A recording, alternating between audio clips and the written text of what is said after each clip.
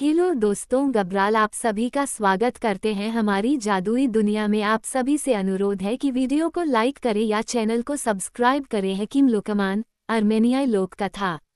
हकीम Lukman, Armenian लोक कथा दानी देश के अचानक तेज बारिश में घिरे 15 वर्षीय शिकारी पर्तो ने एक गुफा में शरण ली। अविश्वसनीय था, गुफा में पर्तो ने जो देखा। उसने देखा एक बूढ़ा जिसका सिर मानव का था और धड़ सांप का। 4 सांप उसके आसपास लौट रहे थे। मानव सिर और सांप धड़। वह बूढ़ा सर्प नरेश था, सांपों का राजा नागराज। आग जलाकर पर्तो ने अपने गीले कपड़े सुखाए, अलाव में विभिन्न पशु पक्षियों का मांस भूनकर कबाब तैयार किए। सांपों व सांपों के राजा को खिलाए, फिर खुद भी खाए। कबाब खाकर सर्प नरेश ने कहा, जो कबाब खिलाए वो पानी भी अवश्य पिलाए। पर्तो कुएं से पानी की मश्क चमड़े से बनी थैली भर लाया। पत्थर को छेनी से खुरच कर उसमें एक कटोरा सा बना दिया और कटोरे में पानी उंडेल दिया। उस कटोरे में से पानी पीकर सभी नाग पानी अपने स्थान पर जा बैठे। लेकिन नागराज ने कहा, बच्चे, अब तुम पानी कैसे पिलाओगे? पर्तो ने लकड़ी के एक गहरी करछूल बनाई और नागराज की प्यास बुझाई। 3 दिन 3 रातें लगातार वर्षा होती रही। गुफा में ही रुकने के अलावा कोई और समाधान भी तो नहीं था।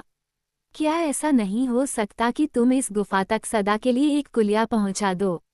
नागराज ने पर्तो से कहा, और पर्तो ने एक पहाड़ी झरने का पानी कुलिया खोदकर गुफा तक पहुंचा दिया।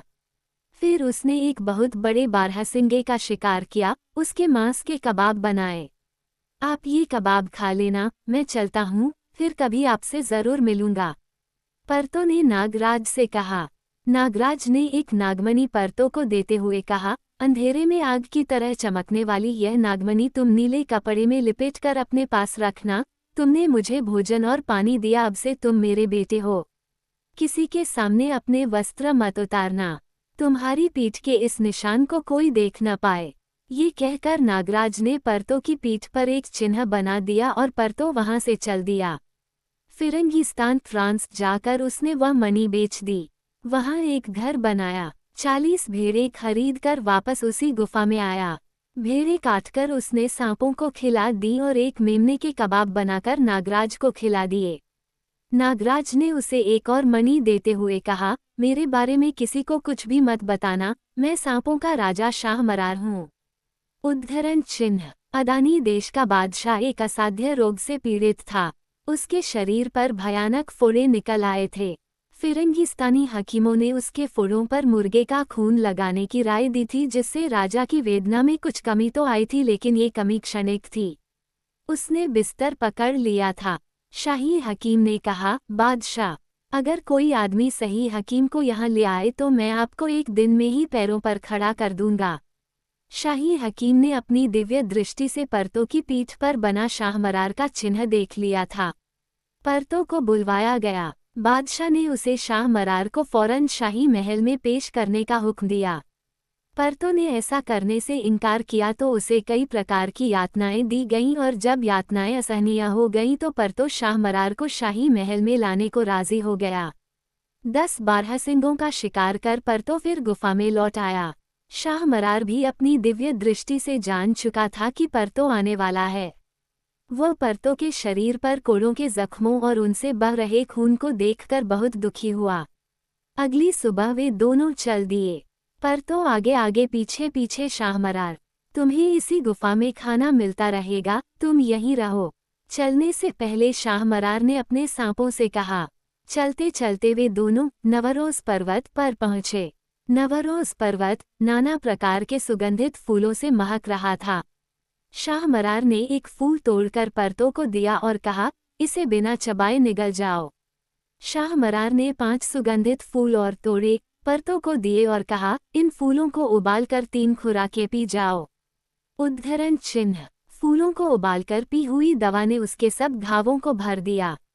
पर्तो ने कहा, शाहमरार, आपके सिर में 4 मस्तिष्क हैं। सिर के बाएं भाग के 2 मस्तिष्क विषैले हैं और दाएं भाग वाले 2 मस्तिष्क किसी भी रोग का उपचार कर सकते हैं। शाहमरार ने कहा, इसका मतलब यह है कि मेरी फूलों वाली दवाई ने तुम्हारे ज्ञान चक्षु खोल दिए हैं। अब तुम मुझे 7 वर्ष पुरानी शराब पिलाओ, मुझे बांध दो, मेरा सिर धड़ से अलग कर दो और मुझे दफना दो।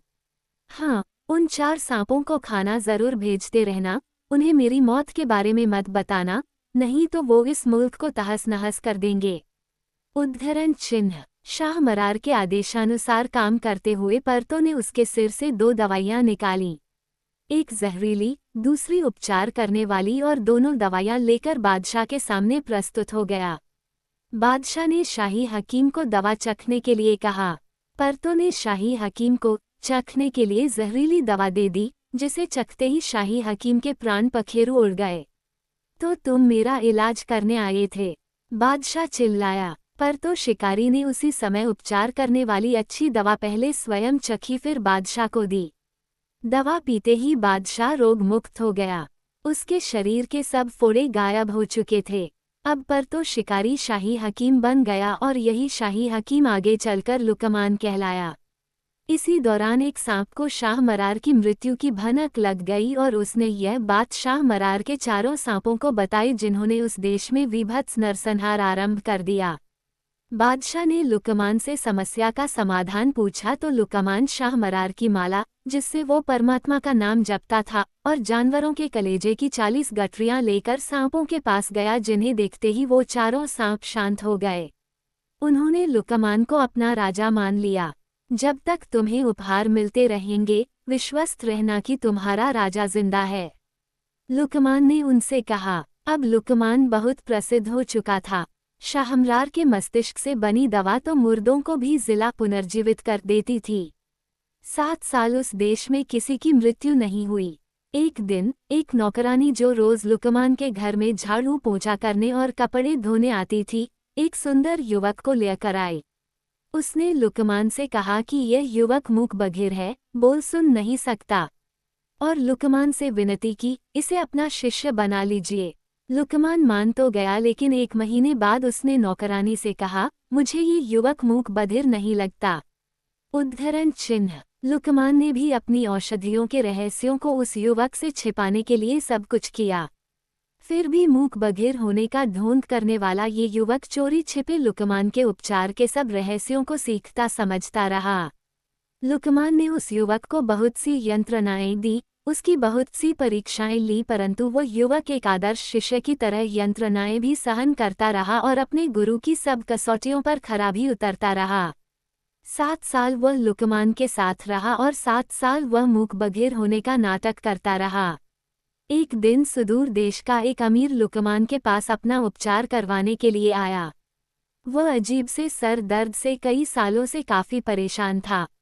लुकमान ने अपने रोगी के साथ खुद को शल्य चिकित्सा कक्ष में बंद कर लिया, उसे शरबत पिलाया और रोगी के बेहोश होते ही तेज चाकू से उसका सर खोल दिया। रोगी के सिर के भीतर मस्तिष्क से 8 सिरों वाला एक दैत्य चिपका हुआ था।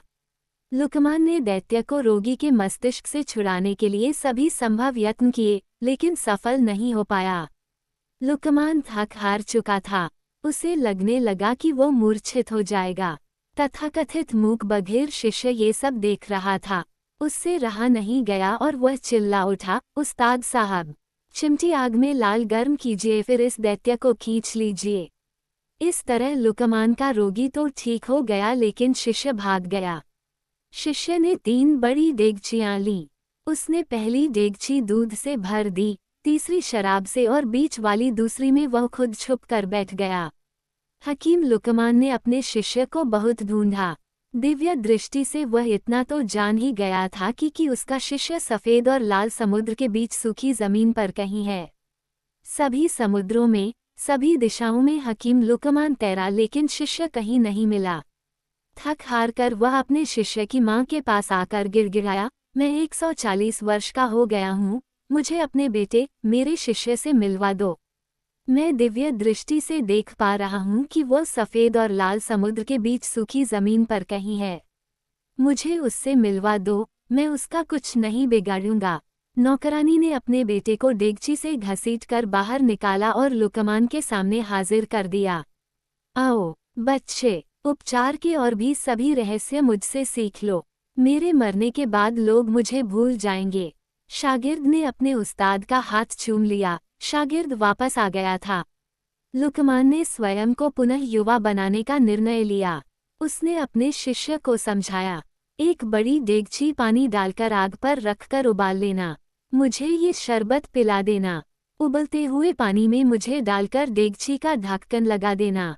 7 घंटे बाद देगची से बाहर निकालकर मुझे कपास की रुई में लिपेट देना और इस दवा की सारी बूंदें मेरे मुंह में उंडेल देना। उद्धरण चिन्ह। उस्ताद ने जैसा कहा था, शागिर्द ने वैसा ही किया। लेकिन उस्ताद के मुंह में दवाई उंडेलते हुए उसका हाथ कांप गया। लुकमान के मुंह में तो बस एक ही बूंद प्रवेश कर पाई। उस बूंद ने लुकमान को बस इतना कहने का सामर्थ्य लौटाया, उंडेलो उंडेलो उंडेलो। बस, लुकमान मर चुका था। शिष्य ने शाह मरार के साथ ही लुकमान को दफना दिया और खुद एक मशहूर हकीम बन गया।